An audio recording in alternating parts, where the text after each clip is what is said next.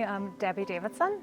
I live in Lisburn. I'm married to David and I have 2 children. Abby is 20, she's just finished her second year at Queen's, and Adam is 17, going into his final year of school and hoping to actually be able to sit exams in his A-level year. I am a primary school teacher. I've been teaching for 24 years in the same school.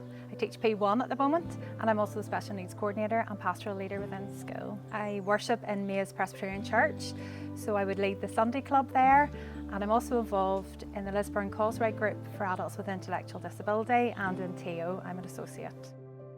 So the first time I went to New Horizon was about 25 years ago. I went on a minibus with my dad with a group of adults with intellectual disability from the Lisburn Causeway group that I was volunteering in at that stage. And we all went up for the day to the special celebration, which is on a Wednesday, and we met with folk from other groups over Northern Ireland, and we had a brilliant day out, and then we set off for ice cream and Morelli's, as you do in Portstewart afterwards.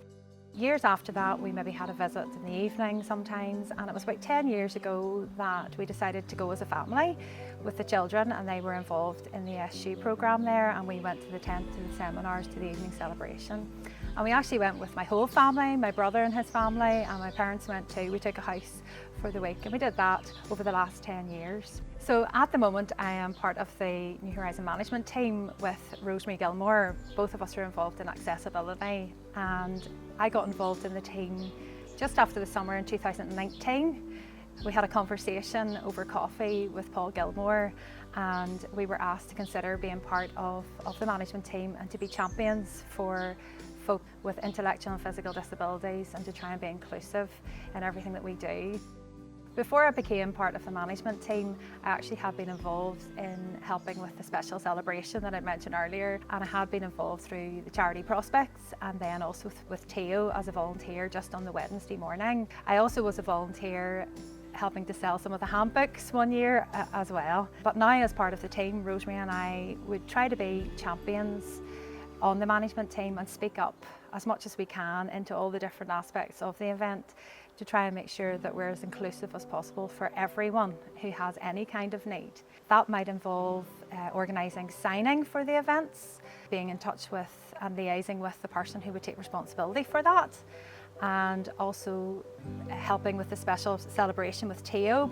Also, we'd be asking questions about access to various parts of the site to make sure that it is easily accessed as far as possible, both getting in and being within the premises too. Of course, things haven't been the way we anticipated they might have been when we joined, because things were online last year and also this year. So last year we were able to support with the signing, and also we had some of our good friends with intellectual disability who took part in Bible readings and in prayers in the online event.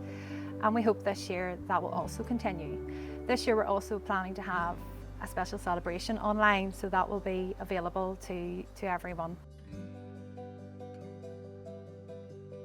As a primary school teacher, we've had 2 periods of school closure, and that took a little bit of time to get used to, especially the first time.